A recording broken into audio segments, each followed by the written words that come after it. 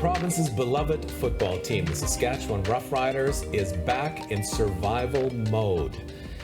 The team says it faces its worst financial crisis in more than 100 years of its existence. All this as it tries to deal with the pandemic. And it's just not the Roughriders, it's the Canadian Football League. It's also other sports leagues in this country. Well, one man who's followed the Roughriders as well as the Western Hockey League's Regina Pats very closely over the years and continues to do so is Rod Pedersen. He's the former play-by-play guy of the Roughriders, of the Regina Pats, and currently the host of a sports show, The Rod Pedersen Show. Hi, Rod. How you doing, Costa? I'm well, thank you. Well, you were so close to the Riders for so many years, covering them. The league has asked for $46 million to help get it through the season. What are you hearing about that? Well, let's remember that was walked back from the initial $150 million ask in, what was it now, April, when the commissioner approached the House of Commons. And to be honest, that didn't go over very well, if you remember. That was an astronomical ask. They've scaled it back to $46 million, but the ask has changed. This is to fund the league playing in 2020. This is just what I'm hearing, but talking to coaches, players, stakeholders in the league, management types.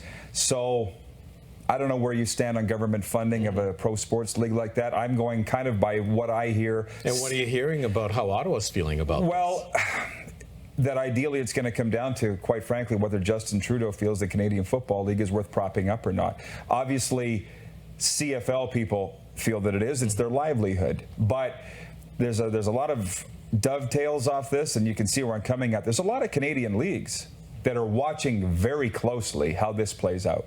Because if the federal government steps up and hands $46 million over to the Canadian Football League, where does that leave the National Lacrosse League? Where does that leave the Canadian Elite Basketball League? Where does that leave all the junior hockey leagues? So that's a definite thing. But the one thing I've heard is that the commissioner is very confident, and league stakeholders, that they will get some form of federal aid, and it'll be based on the 100-plus years of the CFL as a Canadian iconic institution. And what is the point of all this now for the league? Is it just to play this one season? What's the deal with the $46 million? Well, they're trying really hard to get onto the field for obvious reasons, and they feel that they'll get the money from Ottawa because the government wants Canadians working. A portion of this $46 million will go to the players. As we sit here today, the players haven't received any money at all. And the players have been quite vocal. They've been getting more vocal as time's gone on, that they haven't been paid all summer. They're the only people in the league not being paid. This Ottawa funding would go to the players. If the money doesn't go through, and the Riders were talking about they would be $10 million in debt, but what do you know about how that team runs and what they're facing? What they said was it would be a $10 million loss. So I think the one thing that I've learned through the pandemic is that Canadians don't really know the dollars and cents of the Canadian Football League. So what is it with the Riders? Well, I can only go by what they said, and that they have a $7 million reserve fund that is over and above outside their operating budget. So they lost $220,000 last year, and $600,000 went towards propping up the Montreal Alouettes franchise. Either way, they lost money, Costa. And they said without some sort of financial boost, even the $7 million reserve fund will be depleted by the end of September. Right. So what happens then if the team doesn't play this year? What's the status of the Roughriders? That's the gravity of the situation. You've been here long enough to see the telethon in '87, I believe, the telethon in '97, plus the NFL infusing $4 million back then. There wouldn't have been a league then without financial aid. And you've got the president of the Roughriders saying this is the worst financial situation now than then. It's potential of bankruptcy. You mentioned other leagues, the Western Hockey League, and you know a lot about the Regina Pats, you've covered them for so many years.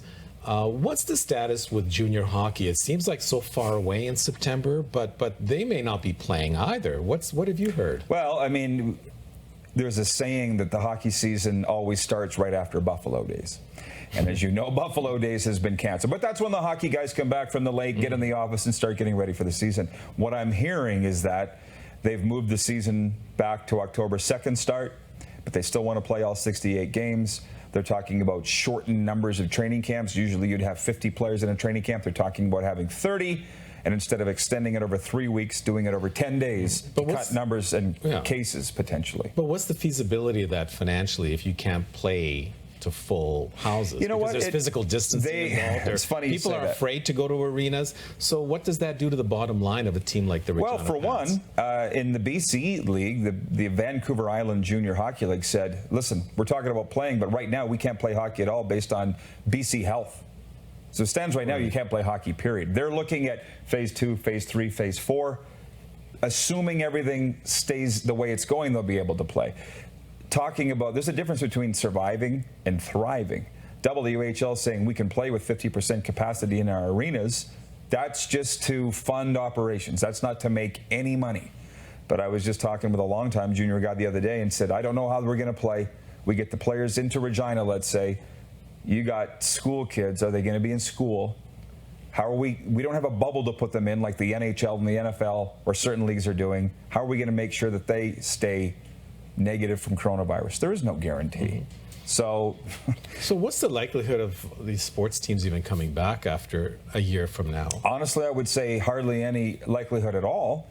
But Major League Soccer is playing.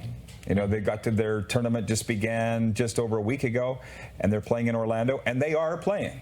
So you've seen NHL teams are in camp. Major League Baseball teams are in a short training camp right now. They have unlimited funds, though. That's the difference between the CFL junior hockey. They don't have unlimited funds. So, and the other thing is we're talking Canada versus America, too. The cases are low in Canada, really. It's just what is the government willing to allow you to do? We don't know. It just keeps There's changing. no answers. There's no answers there. Well, you host a sports show. It seems like there's no shortage of topics, even though there's no one playing in Canada. What's that been like for you? You've been in the news business how long? There's always news. And I kind of take it as a challenge because so many people said, there hasn't been sports in 4+ months. Right. When it started, they were, how are you going to do a sports show with no sports? I said, leave that to me. So we're talking about the things we're talking about right here. Yeah, and also, and there's a lot of interest in that. A lot of interest, and then bringing on the legends of the past, telling stories. There's a lot of time. You probably noticed in the pandemic, we've all been just naturally doing a lot of reflecting with our own lives and with our teams. And there's top 10 lists and who's the best all-time rider quarterback. So that hasn't been a problem for us. There'll still be lots to talk about. Rod Pedersen, thank you so much. Thanks for having me. Good to see you. Thank you.